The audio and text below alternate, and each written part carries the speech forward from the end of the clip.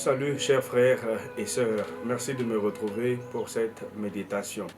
Cette méditation est intitulée Une étrange requête.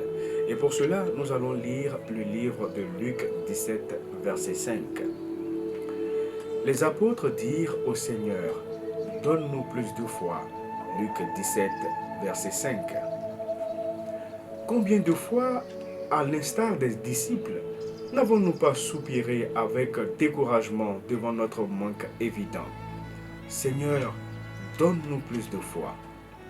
Face à l'incrédulité qui nous environne, face à nos lassitudes et nos engagements nécessaires, face à nos doutes qui piègent et enferment notre foi dans les habitudes, Seigneur, donne-nous plus de foi. Je ne doute pas que cette requête soit l'expression d'un désir sincère et profond. N'est-ce pas à ce désir que Jésus faisait allusion lorsqu'il proclamait aux Galiléens « Bienheureux vous les affamés et les assoiffés de l'esprit ». C'est précisément la prise de conscience de nos manques qui nous fait marcher vers Dieu. On dit bien que ce sont nos soifs qui éveillent la source.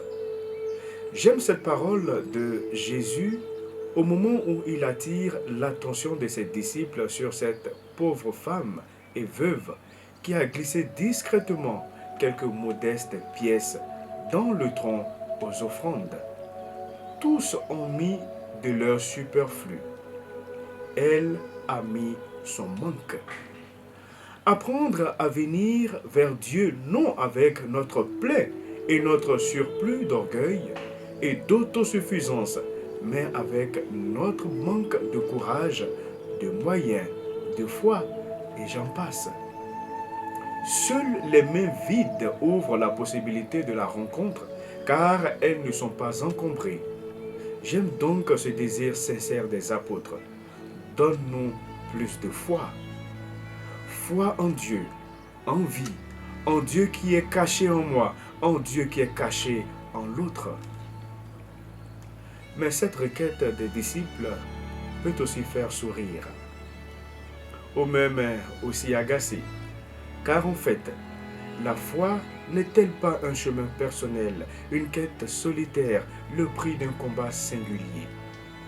Si par contre, on pense que la foi est un don, faut-il dès lors s'étonner d'entendre de telles déclarations? Je l'ai reçu comme ça. Toi, tu as de la chance. Mais moi, je ne l'ai pas reçu. T'as qu'à demander. La foi nous est donnée comme cela, comme le Créateur nous a donné la peau noire ou même la peau blanche. La foi peut-elle aussi se perdre comme on perd un trousseau de clés ou ses paires de lunettes? Il suffirait alors de la rechercher aux objets trouvés. La foi est-elle tout simplement à réclamer comme un cadeau du Père Noël des cieux?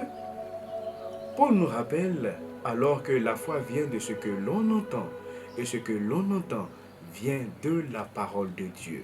Et cette parole ne nous tombe pas par-dessus, mais se cherche et se creuse, comme une terre qui contient un trésor. La foi témoigne donc d'une démarche volontaire et personnelle qui nous engage. Il est trop facile d'ouvrir tout grand le bec, comme l'oisillon dans le nid, et de crier « Donne-moi plus de foi ». Tout cela nous mène à une autre question. Pourquoi? Pourquoi réclamer plus de foi? Ou pour qui? Pour en faire quoi? Quel est donc le but profond au cachet de notre demande? Telles sont les questions que je vous pose. Que Dieu vous bénisse.